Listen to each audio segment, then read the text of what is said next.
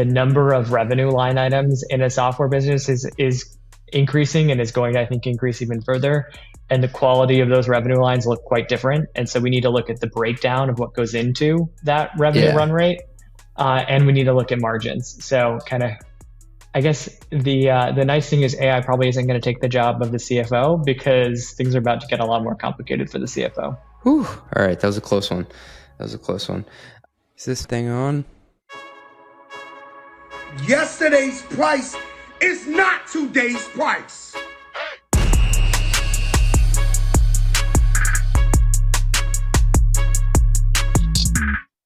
Thank you kindly, Fat Joe, and welcome back to the Run the Numbers podcast. I'm CJ, and a conversation with my buddy Kyle Poyar is coming up next. We talk about SaaS metrics, specifically SaaS metrics in the advent of AI. We talk about the trends that Kyle is noticing within pricing and packaging. Kyle, you may have seen him on LinkedIn or his newsletter, Growth Unhinged. He's an expert on all things pricing, packaging, and product-led growth. He's a venture capitalist who has great perspectives on the paradigm shift we're seeing from previous eras where we charge based on access to software, which is usually in seats. Now we're moving towards true outcome-based pricing, which is exciting, but at the same time, it's hard to nail down without letting the model run away, without understanding either your revenue structure or cost structure. We talk about the coolest AI pricing models he's seen so far, and we go deep on ARR, annual recurring revenue. But everybody's shoving a lot of stuff into that bucket. Not now, Walter. I'm doing a pre-read. We talk about if ARR is dead as we know it and how it should be predicated on predictability and low churn. What does that really mean? And finally, we talk about which SaaS metrics we are not bringing with us on this new AI journey. I'm not bringing my dog with me because he is very annoying. All this and much, much more after a short word from our sponsors. As a startup CFO, the number one question my friends come to me with is, who do you use for banking? That's right. They don't ask me for my chicken parm recipe, and they don't ask me where I got my dog groomed. I'm the friend they come to for invoicing, credit card, and bank account advice. Go figure. So I thought I'd just come out and answer it for everybody on the podcast. I recently made the switch to Mercury because I was losing my mind trying to get a clear understanding of how cash entered and left the building. Financial operations were getting needlessly complex, and that's coming from someone who does finance stuff for a living. You can't manage what you can't measure, so I made the change. Plus, it took me literally under 10 minutes to go from application to approval. I'm not kidding. It was wild. Mercury simplifies your financial operations with powerful banking, and it gives you greater control, precision, and speed so you can operate at your best. Mercury is a financial technology company, not a bank. Banking services provided by the Choice Financial Group and Evolve Banking Trust. Members FDIC. What does the future hold for business? Ask 9 experts and you'll get 10 answers. Bull market, bear market. Rates will rise, rates will fall. Can someone please just invent a crystal ball already? Until then, over 40,000 businesses have future-proofed their companies with NetSuite by Oracle, the #1 cloud ERP, bringing accounting, financial management, inventory, HR into one fluid platform. With one unified business management suite, there's one source of truth, giving you the visibility and control you need to make quick decisions. With real-time insights and forecasting, you're peering into the future with actionable data. Whether you're closing the books in days, not weeks, you're spending less time looking backwards and more time on what's next. If you listen to this podcast, you'll know I ask CFOs all the time to rep their tech stacks, and I would say almost every one of them use NetSuite. And that's what I would use too. Whether you're a company earning millions or even hundreds of millions, NetSuite helps you respond to immediate challenges and seize your biggest opportunities. Speaking of opportunity, download the CFO's Guide to AI and Machine Learning at netsuite.com/metrics. The guide is free to you. That is netsuite.com/metrics. Ooh, yeah, it's netsuite.com/metrics. Please, guys, I really need this. Kyle Poyar, welcome back to the Run the Numbers podcast. Thanks for having me on, CJ. I got to confess something, Kyle. I lied to you, man. What about this time? I gave you the rope-a-dope. You think that we're going to talk about how AI is going to change SaaS metrics. I have you here to talk about Renfair for a full hour. I hope you're okay with that. Oh, we should definitely do that. Was, to me, such an entertaining I don't know whether to call it a documentary, a TV show, total fiction, but it was the most entertaining thing I saw all year. Kyle has taught me so many things about SaaS metrics, about PLG, about pricing. But the number one thing he's ever taught me was he texted me, CJ, you got to watch Renfair on HBO. This is right up your alley. And it's like Tiger King meets Succession if you were to marry those two shows together. So anybody out there who hasn't seen it, please, that's your homework. Who were you rooting for to take over the business? I was rooting for the guy who owns like the kettle corn fiefdom, Oh yeah, who's chugging the Red Bulls the whole time. Had all the crazy ideas for like the revenue expansion lines, turning it into a nightclub kind of thing. Yeah, and he's like trying to get like these PE backers that nobody really knows who they are, and then you find out it's just like his rich parents. It's a family office, okay? You say family office, it has a really different connotation. That was a great show, though. Who were you rooting for? I mean, I was kind of rooting against all of them, but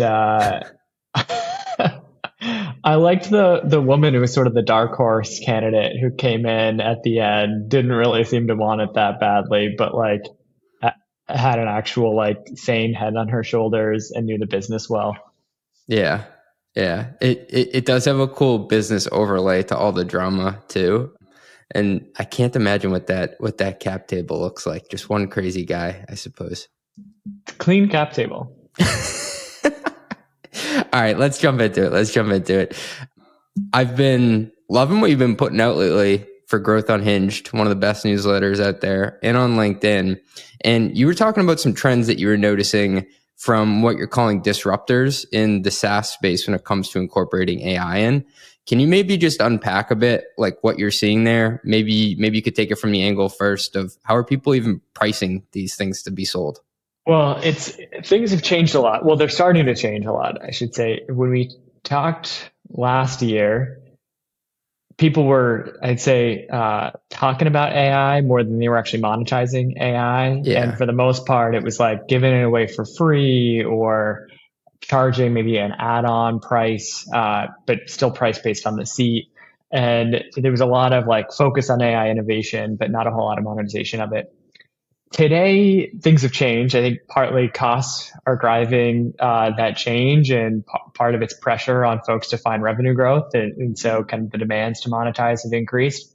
But what people have realized is that AI pricing doesn't really fit like the conventional SaaS pricing kind of view. So when you think about SaaS pricing, you think about someone getting access to software, using it to improve their productivity or their workflow, whatever, usually like replacing pen and paper or Excel-based workflows. And so per seat pricing, subscription pricing, paid up front.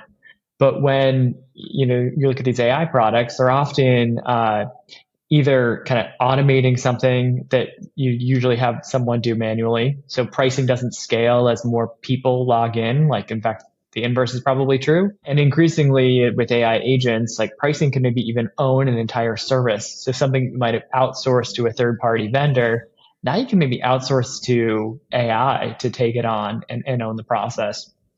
And so if you believe that's where things are going, the way to monetize that looks really different than before. On the one hand, you're able to disrupt the market, right, and offer a much more customer-friendly billing model that maybe a service provider can't offer because they don't have the same cost structure that you have. And on the other side, you're kind of pushed into creative monetization because of your AI licensing costs, your compute, and so on, means that you maybe don't want to sell like a single seat license and then have the customer's usage sort of an ROI go crazy high.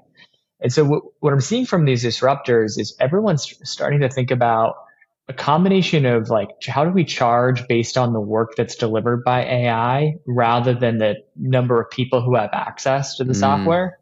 And then at the bleeding edge, can we actually tap into the outcomes that this work is achieving? Because usually software products take, call it 10 to 20% of the economic value they deliver is kind of captured in terms of pricing power. But if you're able to charge more explicitly based on the outcome, you can actually take more like 25, 30, 35% because you're only getting paid when you're delivering results. So there's, much more willingness within customers to kind of share those results with you. And that means, potentially a lot more pricing power for these products than we've had before. But also from the customer standpoint, like you're only paying where you're getting ROI. There's not shelfware. You're not making this big upfront investment in something you hope is going to work. the vendor has skin in the game with you, and it seems fair to pay more if you're seeing results. Kyle, I'm going to ask a stupid question. People keep using this term agents, and I don't know what they're referring to. What is an agent? Because it seems to be a unit that they're going to price upon, but like, what is this? What is this fictional thing? Well, my favorite is agentic. That seems to be the hot new word. I don't really know what agentic means either. Well, the way I kind of boil it down is that if you think about what AI can do, you can have AI as a co-pilot for you. So you're an individual user, but it can be coaching you. So if you think of like Gong, which does call recording and transcription, it's more of like a co-pilot that sort of rides along with you as a rep to help you coach and ultimately improve your performance in selling and follow up and all of that. And that's where, even if you look at like a Clippy in the old days, Clippy would be a co-pilot for you as a Microsoft Word or PowerPoint or whatever user, giving you some advice to, better use the product. When you think about AI agents, it's a combination of essentially AI and generally automation. So it plugs into the underlying sort of systems that you need. It has the keys. So instead of you having the keys, AI has the keys. And it's basically doing the work on your behalf rather than giving you advice as you're doing the work. And so it's this kind of next evolution in kind of technology products. The thing is, sometimes it is an AI agent. Sometimes it's really just automation with a little bit of an AI spin. And sometimes it's automation with humans in the loop at the last mile to do review, right? To make sure that there's quality there, but it's called an AI agent. And so there's still a lot of marketing around, VCs seem to be really interested in backing AI agent companies. I think probably there's more positioning as AI agents than there actually is development of AI agents. But yeah, when you think about pricing, pricing tends to not be like per agent or anything like that, but it's more about per action delivered by the agent. So if you're looking at like an AI SDR, for example, instead of having a co-pilot where you maybe charge per SDR that you have, but these SDRs are more effective, the SDR agent is going out doing research on target accounts and who the right buyer is. They're looking for signals and kind of doing some research on when's the right time to reach out and with the right message. They're writing the message to send, and they're actually sending the message on email and LinkedIn. And then they follow up to schedule the meeting if someone responds. So the AI is, through an agent, is actually doing the work of an SDR. And if you, believe in that, you could charge basically or monetize based on how many tasks are completed by the AI agent, or you could even charge based on how many meetings that agent books for you, which would be kind of going all the way to success-based pricing.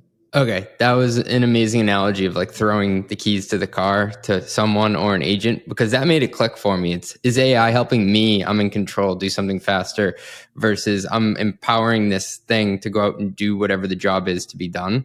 So thanks for doing that. And Kyle, I want to go back to something you said, this whole concept of units of work completed. That's pretty different than charging for access to software, which we've traditionally done, right? Yeah. I mean, if you think about seat-based pricing, essentially saying, hey, you're going to charge me $50 or I'm going to pay $50 a seat or whatever it is. And then I can use the product as much as I want, right? So the ROI is kind of in my control, but like it's also a lot of risk that's on me because I have to go and figure out the product, get it set up. And then, the ROI I'm going to see is going to be tied to whether I'm actually successful with it. But the onus is on you as the user. So it's very predictable, but there's a lot of shelfware with that kind of access-based pricing. And then there's also power users that see a ton of value and don't pay for it on the flip side. Yeah. So that's on the access-based pricing, say like what people liked about it is super predictable, right? You know exactly how many seats you need. If you're growing your headcount, you can budget based on, hey, we're going to grow sales headcount 10%. So we should plan to expect 10% uplift in the number of seats we need for this technology. CFOs like you are why it exists. Yeah. But if you move away from that, it starts to get a lot more complicated, which I think is more interesting and where there's better alignment with customers. But CFOs are often struggling, both CFOs of companies that charge based on these models and the CFOs that are signing the checks for the vendors that charge based on these models. Yeah, it reminds me of something that John McCauley, CFO of Calendly, a company that you know really well, brought up. He said that PLG was the next evolution of basically breaking away from this Planet Fitness model. That was, you know, when he was at Seismic and ServiceNow, you sell these large enterprise deals. And like the truth that nobody wants to talk about is they make money when you don't show up. But PLG is a cleaner way of doing things and more honest in the sense that you have to prove yourself every month, especially if it's a tool that you're on a monthly basis paying for. This feels like the next evolution of that, where you're truly only paying for success in the end. It's getting rid of that shelfware that CFOs are always trying to eliminate. Yeah, well, taking that Planet Fitness analogy further, I'd say like usage-based pricing varies, right? They charge you $30 a class instead of $100 a month, but you know they're only making money when you're actually going to classes, and so it's more aligned with the actual adoption of the customer. It's also higher price, right, for the folks that use it a lot. But it's not true success-based pricing because they're charging based on how much you use it, but not, hey, do you actually get more fit or did you lose weight? Success-based pricing would be like, here's the goal that you're trying to achieve. Hey, how much is that goal worth for you? And if we help you get there, we're going to take a portion of that. Some of this kind of reminds me of the advertising model of CPM, which is based on impressions, and CPA, which is based on action. And like if you're someone who's paying for advertising, let's say it's like in a newsletter, you'd love to do CPA. Like I'm going to only pay you for number of registrations I get or number of demos booked. But if you're the person who's getting paid for it, you're like, well, I can bring the horse to water, but I can't necessarily make it drink. I would rather charge you CPM because I can promise you the eyeballs, but like the copy and stuff, that's kind of on you. Is that a total wacky analogy? No, it's similar, but I think it also speaks to some of the challenges of success-based pricing, right? Like in an ideal world, it would be win-win for you, for the customer and the vendor to only charge when they're successful. But then you start getting into all these attribution fights. And so let's say someone views your newsletter and then goes and Googles the product or maybe goes on LinkedIn and then, fills out the demo form. They didn't click on your link. And so that's not looking like success, but you're going, well, they only heard about that because they saw it in my newsletter. And so you start to have these attribution fights with the customer where it's very antagonistic. Since they're only paying you when they see results, they only want to pay you for the very measurable, kind of verifiable results. If they paid you based on impressions, they would probably look at the kind of broader case of, hey, actually, like these impressions added value and there's all of these other people that kind of heard about us or all of these positive results. And all of a sudden they kind of think about the success of what you brought is, much bigger, right, than if they were explicitly paying for it. And so what I kind of coach a lot of folks on that are thinking about success-based pricing is, how do you avoid setting up attribution battles with your customers so that both of you are really excited about the outcomes the product brought rather than fighting over the outcomes? You want to both be celebrating that, hey, look at how much ROI you just got. Hey, thanks for listening. We'll be right back after a word from our sponsors. Annual planning season is upon us. That's right, my favorite time of year. And it's not just about setting goals for the coming year. It's about ensuring you have the right tools in place to measure and achieve those goals. As a SaaS CFO, I know having access to reliable, real-time metrics is crucial for my annual planning process.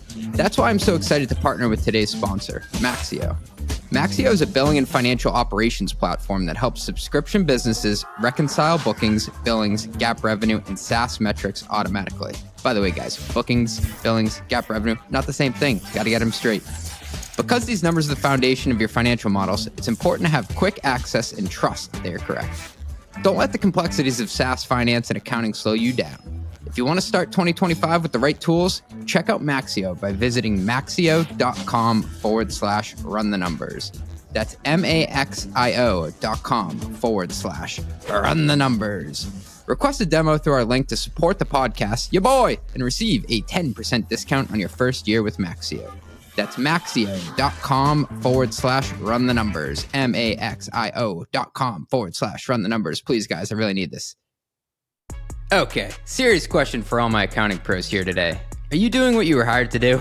What I mean is, do you have time to actually be a business partner, or are you buried in tedious manual tasks just to get your journal entries prepared every month? I know how that feels. Leapfin's here to help with that. Leapfin is accounting automation software that automatically prepares and posts reliable journal entries. And that's just the beginning.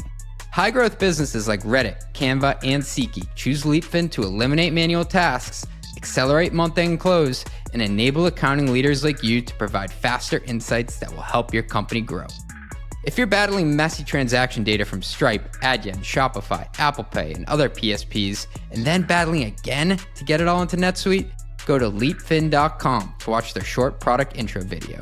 And if you like what you see, request a 15-minute conversation to learn how accounting automation can help you and your team. Check out leapfin.com today. That's leap like jump, fin like shark. I just made that up. I hope they're okay with it. Leapfin.com. Kyle, can you say more about that? Because I think it's brilliant and complicated, because it sounds like there's an art and a science of how you possibly attach a metric to what the success outcome is, because you both have to agree on it, right? So you had this wonderful LinkedIn post where you had a bunch of company names and kind of the unit of measure that they were using. What are some of the more artful ways that companies out there are attaching metrics to success? So, and even if I look back, like success-based pricing isn't totally new. I remember back when I was in my consulting days, we often explored, hey, can we charge based on success? Because we're working with a company that's got $1 billion revenue product line, and we're able to help them price it. Let's say they increase price by 10% and it's successful. They're making 100 million in revenue on this, and it's kind of pure profit at that point. Yeah. Each point is actually more accretive to the bottom. People don't realize, like, after a certain point. So like that change in pricing is massive. It's not just more revenue. It's like, oh no, that's pure profit. Yeah. So maybe let's say we pitched a 500K engagement that we thought could bring them 100 million in revenue. We were kind of interested in exploring, hey, can we tap into that upside, right? Which would lower the barrier to entry, like the barrier for someone to work with us. And then we are confident what we're going to do. So we capture a lot more upside. Well, it turns out that's a lot harder than you think, because there's so many changes in a business. If they were to see that upside and it had, already paid you just on a fixed price, they're willing to talk about it, they're willing to be a reference for you, right? Like they want to brag about their success, and it's sort of win-win. As soon as they're starting to pay a success fee on $100 million in revenue, they're like, wait a minute, this wasn't you guys. We had to do X, Y, Z. We didn't implement exactly the recommendations that you had. This was also the results that we got better at marketing, so that had an impact. Like, they're really going to try to fight to basically lower that ROI as much as possible. And then that ultimately sets up a really antagonistic relationship with the customer. And if your business model is tied to more of a subscription or kind of recurring revenue where customers are, continuously buying and spending more money over time, like, you don't want to have those conversations, right? They're not in a position to buy more from you at that point. And so that's where with software products, it's the same thing. Folks that try to charge based on success, if you're not owning the end-to-end process and the outcome, customers get very, very skeptical. The other thing is that there's pretty big differences. So like if you're an AI SDR and you want to charge, and you're thinking about charging on a success basis, is success booking the meeting? Is success actually booking the meeting that generates closed won revenue for the customer?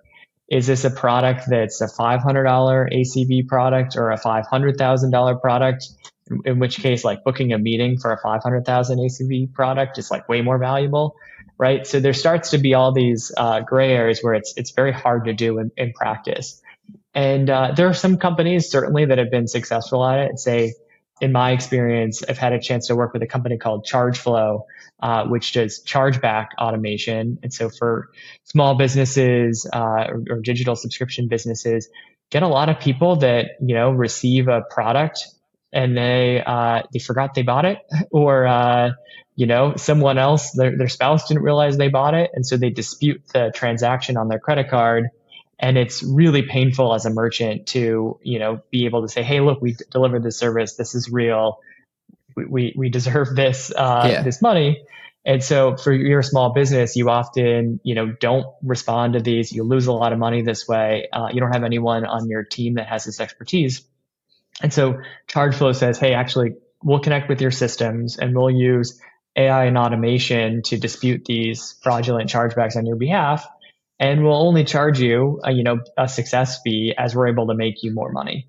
And I think the reason this has gone over well with their market is because this is seen as purely incremental on the one hand. Like, this is not money that the customer kind of expects to get back, because they're generally like not responding to these very well. And because Charge was able to own the process end to end. So instead of relying on someone at the merchant to be involved in this and be kind of being more like the tools to give you access to doing it, it's filing it on your behalf. And so it's owning the process and incrementality. Now, most software businesses can't say that. And so what folks tend to look for are pricing metrics that start to correlate with that outcome, but aren't the outcome itself. In which case, you can kind of you can draw a clear link or a clear correlation where the more someone sees this value metric, the more ROI they're going to get. But the customer feels like they're not getting a tax on their success. And so we start to think about some of those. Intercom, for example, is charging based on, for their AI chatbot, they charge based on a successful AI resolution of the customer support request. I think it's like 99 cents per resolution. Now, that's not pure ROI necessarily, in that it doesn't go all the way down to like, hey, we saved the customer, or like this was the exact like economic value, but it correlates with the business outcomes the customer is looking for. And they're essentially only charging for a successful work delivered by the AI, which is, I think, this nuance of where we're going, is that if we charge based on the work product delivered by kind of AI and technology, it correlates really well with success, but it's not exactly a tax on success. Whenever you're referred to as a tax, that's when you know you're in a bad space, and people are only using you because you occupy this workflow that they can't get out of. But like, if they could, they'd go around you. I think what you're alluding to is that instead of making it a metric that looks like we're taxing your success, we're using a proxy for success and attaching it to that, which is less kind of like in your face. Exactly. And it's less in your face.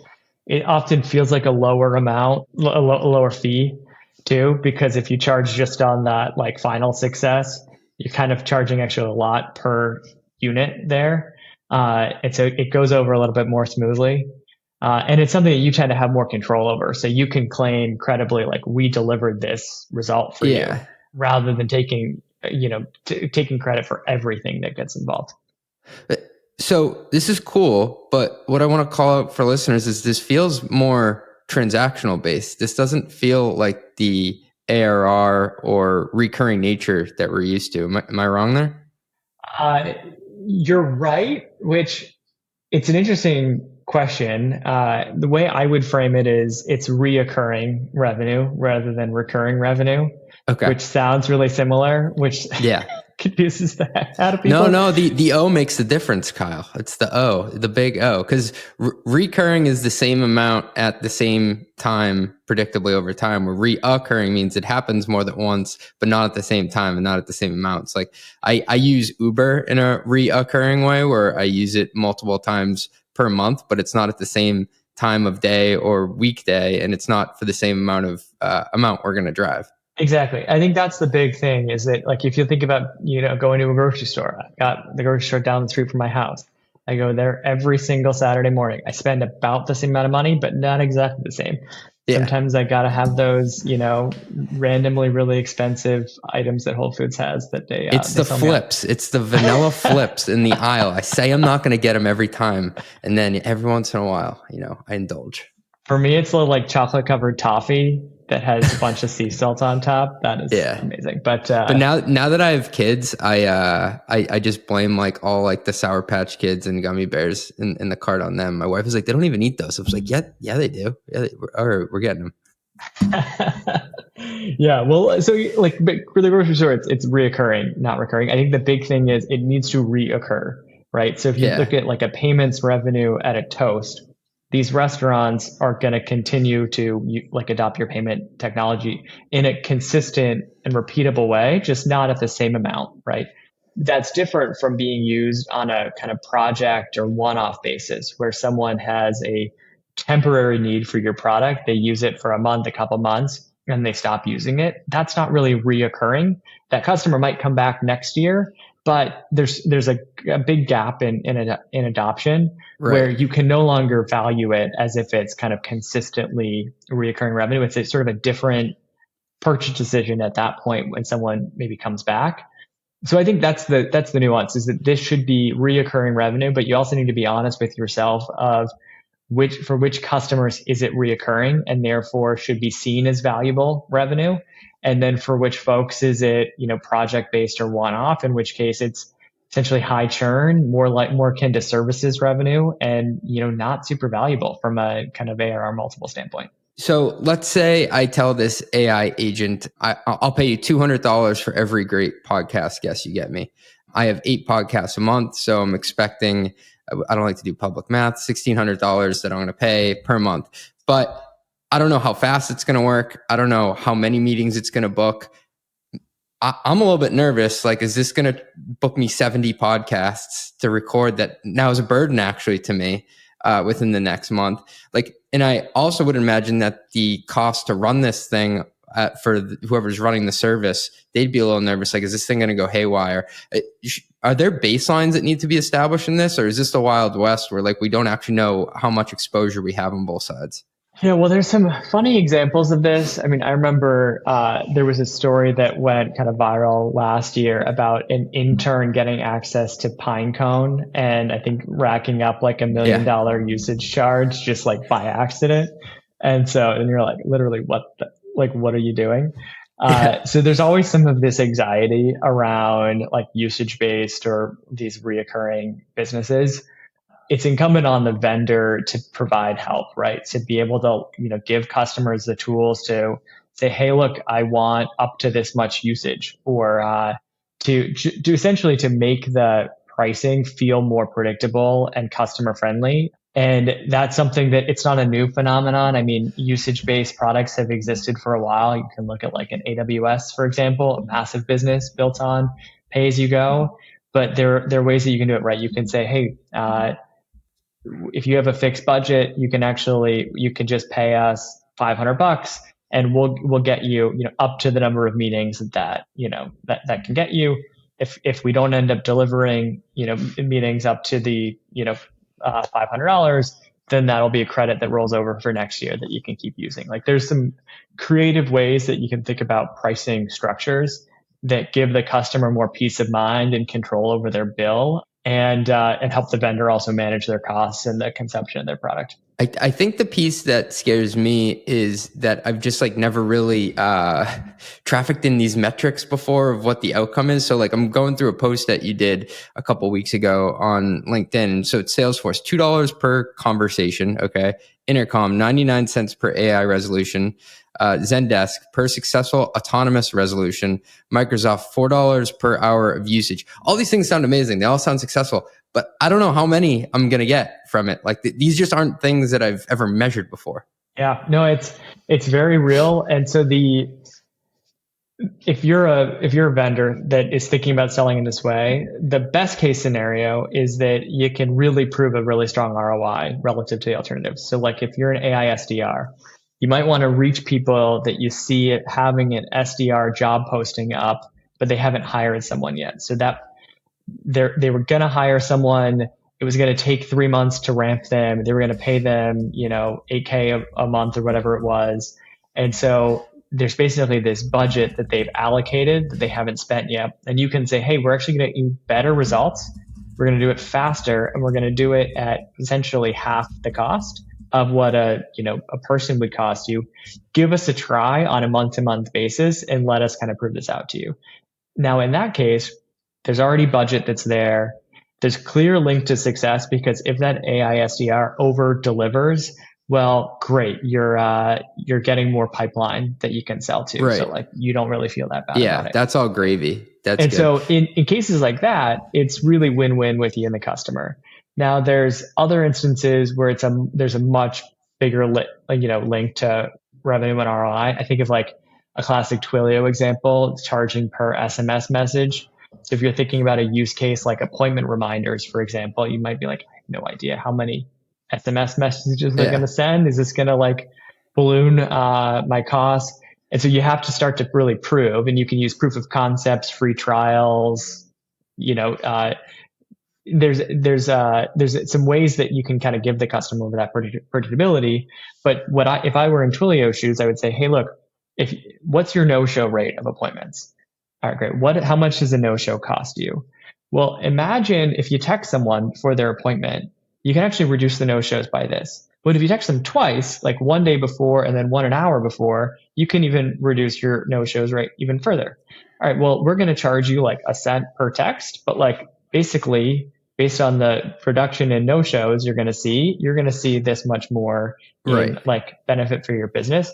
If you're able to credibly have that conversation with the customer, all of a sudden the CFO is like, oh, great. Well, like send as many texts as you want because each time you do this, I'm making $10 for every dollar I spend. Like, this is great.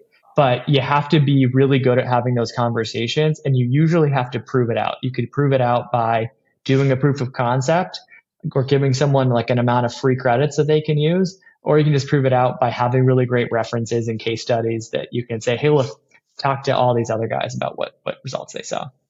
It's awesome that you brought up Twilio because it's such a great case study in making that transition and shifting people's mental frameworks for how they think about quality of revenue. We had spoken to Lee Kirkpatrick, who was the CFO at Twilio when they went public. And he's like, I remember on the roadshow, I had to basically explain what this usage-based model was.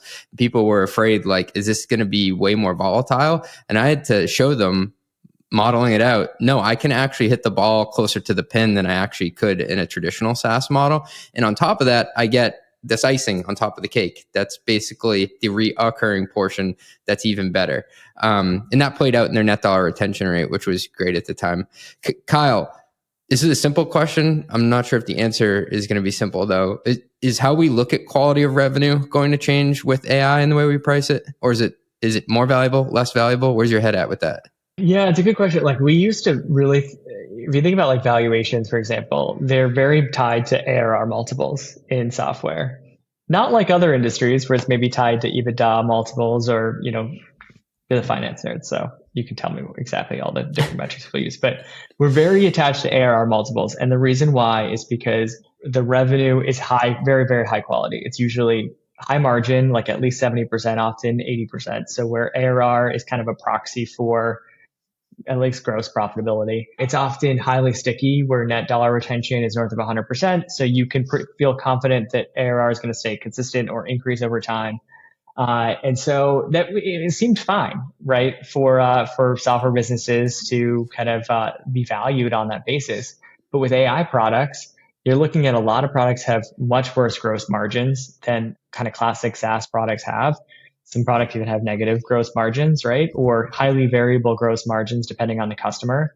It's also not necessarily as predictable, both about renewal. There's, a lot of high churn with AI products, especially as you attract these like early adopter folks who are kicking the tires that don't have like a mission critical sort of business use case in mind. So higher return, higher volatility, and potentially good upside with customers, but it's a little unproven. And so, yeah, I think you're right. Like, ARR is not going to be the best predictor of, for instance, valuations, because ARR is going to mean such different things for so many different people. And we have to find alternative metrics that are going to help us look at the quality of a business. And honestly, what's already broken about looking at the ARR method of valuation is most public companies don't even give you their ARR. So people are just taking their revenue and multiplying it by 4. And that's not even the definition of what ARR should be. Not that there is a gap definition, but like we're already bastardizing it to put everything in this same bucket. My theory is that we're going to start looking backwards on revenue, and you can still gross up whatever the multiple is to make it like foot, but like what's the last 12 months instead of what's the next 12 months, especially if you can't reliably predict it yet. Yeah, that's a good point. Well, maybe it's the last 12 months of margin dollars rather than revenue. But ooh, margin dollars. That's a cool metric. I never thought about that. Write your next post about it. Yeah. Yeah.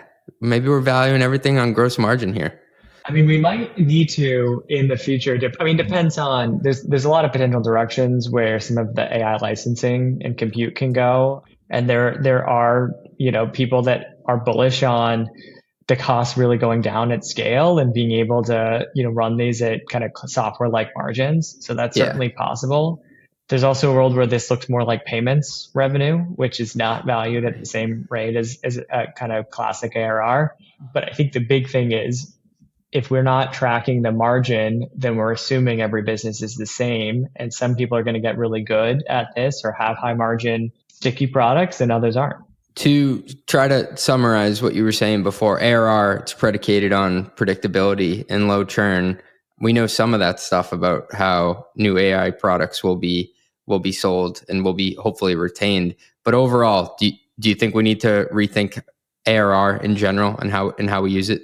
Summary, yes. And the slightly longer version is I think we need to look at like annual revenue run rate rather than annual recurring revenue because a lot more revenue is not going to be classically recurring. And then we need to be looking at the components that go into the revenue run rate and how much is software, AI, payments, marketplace revenue, like the actual like the number of revenue line items in a software business is increasing and is going to, I think, increase even further. And the quality of those revenue lines look quite different. And so we need to look at the breakdown of what goes into that revenue run rate. And we need to look at margins. So kind of, I guess the nice thing is AI probably isn't going to take the job of the CFO because things are about to get a lot more complicated for the CFO. Whew. All right. That was a close one. Because you gotta read up though. Yeah, you got to read my blog to stay on top of it, or else you may go to jail. I don't know. There's also another quirk around the revenue line items here, Kyle, and professional services. That's kind of like a dirty word when it comes to revenue. A lot of CFOs try to gloss over it, or they don't really bring it up because it doesn't get ascribed the same valuation multiple as the reoccurring revenue would. But if you're like putting your career on the line to buy one, like you're a CIO who's buying one of these fancy AI products, becomes part of your core infrastructure and everything you do, like you can't have that fail. You're betting kind of your ass kind of on this working. And it sounds like a lot of these AI products need to be updated and configured and basically tuned like an engine to get the best results out of it. Do you think like kind of this professional services or configuration revenue is like coming back? Is that going to be cool again to have professional services revenue? Well, I always think in terms of like you got to do what's in the best interest of the customer, and so like the reason why we've had professional services line items in the first place. Well, it's a couple of reasons. Like one is the product required it. Like customers were not going to be successful without it. And we could generally prove that customers that had access to this type of team or resource, got adopted faster. They adopted more of the product. They retained at higher rates, expanded at higher rates, right? So you don't do it in a vacuum. You do it because it builds a better overall business. And then I think, there's folks that that kind of have a services component and hide it in ARR. Like they sell a subscription package that has some services, but they're just not monetizing it separately. And you have others that are able to kind of charge separately for that. And in some cases, make a positive margin on it. Most cases, it's more like break even, or maybe they even have a slight loss on it, but they kind of are splitting that out. That ends up being sort of a business and pricing model decision in many ways. But if I think about AI products, especially if we move to this world of an AI agent, if you're asking the AI to take on a process and own it from end to end, you need to have a lot of confidence that it's going to work. And so like if I go back to this AI SDR use case, just as, because I've mentioned it before, if you're having someone reach out to your target customers on your behalf to generate pipeline, and they're reaching out to like the wrong person, they're reaching out to existing customers, if they're hallucinating about like your value proposition, like there's potential issues there, right? Or if you're automating a chargeback management system and you're doing it in a way that you're going to have like a 0% win rate, the customer would have some concern. So I think for a lot of these businesses, having a human in the loop is probably a good thing. And in some cases, it'll better train the AI because you'll have someone who can spot issues, improve things, and then kind of send that feedback back to make everything better. And you'll give the customer more confidence in what you're doing. But then, yeah, the question becomes, do you charge for that as its own kind of professional services item? Or do you just bake that in and sell it as a solution? And that's where there's going to be kind of a business context that depends on the best way to do that. Yeah, because traditionally professional services have been sold basically at cost. So let's just break even on it just so the customer gets the success out of this product. And we talked at length with Jeff Cooper, the CFO of Guidewire, vertical SaaS for the insurance business. And he was saying, like, listen, there are multiple ways to skin the cat here. You can enable other people or other companies to do it on your behalf. Like, you can also buy Workday or NetSuite, and then you have another service provider come in and install it for you. So I'm also predicting that there'll be this cottage industry of basically AI configuration specialists or project specialists who will help maintain this environment. Yeah, I think you're right. And what those people are also going to do is they're going to see that the revenue or the more profitable business is to do more like consulting type work to figure out what are the parts of your business that could benefit from AI. What are the right kind of ways to adopt AI? Who are the vendors to work with? And then they manage that after purchase. Right. And those folks are going to, probably want to make a lot of the high margin revenue on services, but they're going to do some of the delivery work as well, because that builds the relationship with these vendors. It gets them plugged into the ecosystem, and it keeps a kind of consistent customer experience. So we talked about the seller and the revenue there. If you're a company who's making AI a large part of your go-to-market strategy, do you think there'll be new positions popping up there? I do. I posted about it today. And the way I see it is typical go-to-market motions right now. It's very people intensive. Generally, it's seen almost like an assembly line. Like marketing generates leads, SDRs qualify those leads, AEs turn those quality leads into revenue. Customer success makes them successful, right? You can even insert more functions like sales engineers and others in that process. But today, I think of it as like pipeline can and should come from a lot of different sources, where we could be looking at automation, and there are tools like Clay that make automated outbound a lot easier. There are tools that help us get better intent about who the best customers are. And that intent can reveal who's on our website, for instance. So we should reach out to them. And there's a lot of automation and AI providers around go to market, but there's also just like a lot of ways to build pipeline. We could be doing events. We could do content. We could have the founder build a personal brand. We could have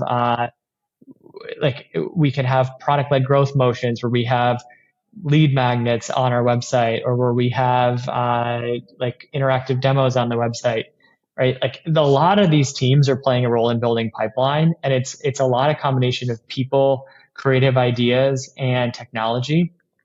And so that doesn't really fit this assembly line motion where marketing is supposed to generate marketing qualified leads, and all they care about is what's sourced from marketing. And it's like a sort of game of like, did we deliver enough of these MQLs that we signed up for? If so, we're celebrating. You can't really think that way anymore. And so the way I think about it is what's needed right now is someone that has a unified view of go-to-market, kind of sees the buyer journey from beginning to end. Someone who really makes sure that you're focused on your ideal customer profile, figuring out who is that ideal customer profile and where you are with those accounts in their journey in a data-driven way, and then can run experiments across any part of that journey that often, and those experiments should often involve, technology, because there's going to be a lot of high ROI things you can do, but they're going to run rapid experimentation, and they're going to be kind of agnostic as to what part of the journey the experiment is on, and whether that experiment involves people doing the work or technology doing the work, as long as it's effective and at a reasonable cost. So if you believe that future like I do, that role that you're looking at is like a go-to-market ops hire, or I don't know what exactly you call these folks, growth ops. Sometimes it's like a chief of staff role, but it's this go-to-market generalist who is more operationally oriented. That becomes that must-have hire for being able to actually own this, and I think generate, more pipeline at a lower cost, and it's higher quality pipeline. And it sounds like a confluence of sales ops, marketing ops, and a technologist who has a purview of the entire go-to-market engine. Yeah, well, so that, but there's also a little bit of like creativity built in, or like rapid experimentation, which is more like a growth team on a PLG team, or growth marketers do this as well. So these are hard people to find and hire for, but I tend to find that they're one of the highest like ARR per FTE types of people you can bring into your organization, because they're able to often kind of automate things that you would have just assumed could only have been done in a people intensive way. And they're often able to really help you 10x the number of bets that you're trying in a given quarter. Dude, you got to come up with a title for this kick-ass position so you can coin it. We can get it on a couple t-shirts. Yeah, I got to brand it. I got to do it, that PLG thing all over again. Seriously, though, it's going to end up on all these recs, I think, sooner or later. I do want to hit on the inverse of that, though, Kyle. So we're talking about how you put people in the right places to take advantage of this technology. I'm wondering how renewal rates will actually change if AI can help you move between platforms easier, or maybe even build your own, because you could hypothetically, would you say agentic? You could have agents go out and build you a new CRM. I mean, Klarna moved away from Workday and Salesforce. I don't know if they're doing that a bit aggressively, but there is a world in which you're actually buying less because you're building it internally. There is that world, and Klarna, I think, has smartly gotten a lot of press for what they're doing. It's also nice to be able to blame AI on, eliminating roles, instead of it being a business problem.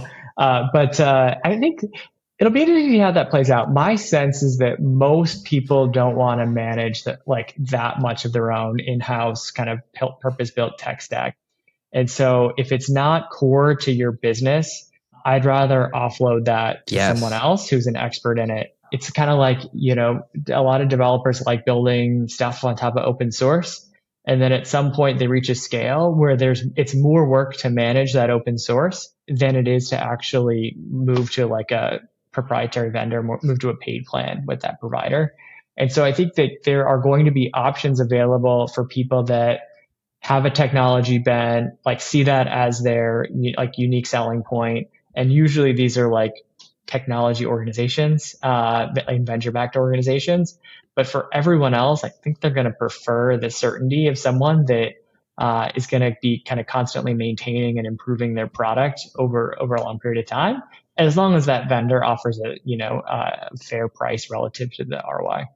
Yeah. Plus, I can't imagine I get any high fives from my board for like recreating an HRIS system when like I'm not in the HRIS game. Like I'm over here slinging auto parts, and they're like, "Why are you spending time on this? This does not make you any better." Yeah, it's something I think it's something more and more people focus on if they're optimizing for what's the highest profitability we can have, and they're often thinking about like, how do we offshore our engineering team to maybe India or another country. Yeah. And how do we take some of these cost centers and kind of lower them? It's more of that private equity playbook. And yeah, there's going to be businesses that are trying to optimize for how do we get us, the highest profit margin we can. And there's probably going to be more of those businesses than there were a couple of years ago. But I think for the average technology, company, we're in this business because we believe we're building something new that should exist in the world and trying to grow a business. And if you have an hour to spend, I'd rather spend it on that core competency rather than trying to think about how to maximize the highest possible EBITDA. You said that much more eloquently than I did. Kyle, maybe gearing towards a close here, which SaaS metrics are we not going to bring with us in this AI pricing world? Yeah, probably not ARR multiples, as we talked about, and kind of classic ARR, as in annual recurring revenue in the old sense of the world. I also think this LTV to CAC thing is it should have died a while ago. I still see people talking about LTV to CAC. I just don't think it makes any sense. Why not? in this new world? Why not? Yeah.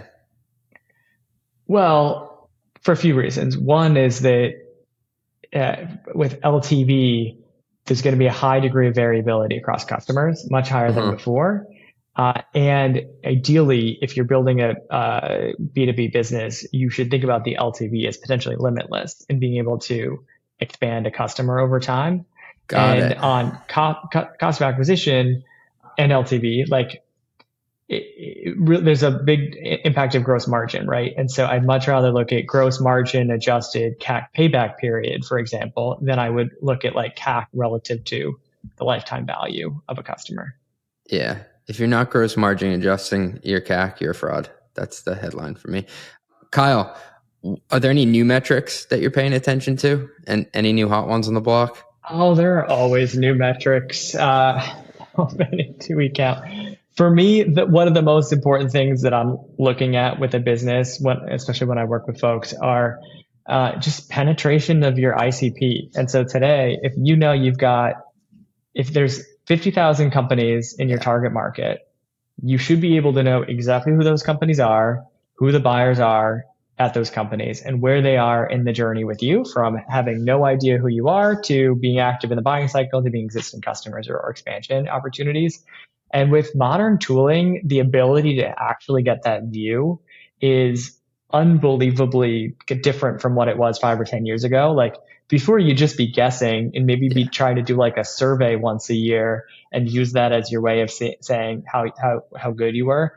Now you can see it in real time. Now, obviously, there's some data challenges, and I'm simplifying it, but you can see roughly where you are in real time, and you can see what's most influential in basically moving this ideal customer through their journey with you, so that you can scale those efforts. And that to me is way more powerful than counting how many MQLs marketing generated in a given quarter. I'd much rather see how were you able to influence your target accounts and where they are in the journey with you, and do it at scale.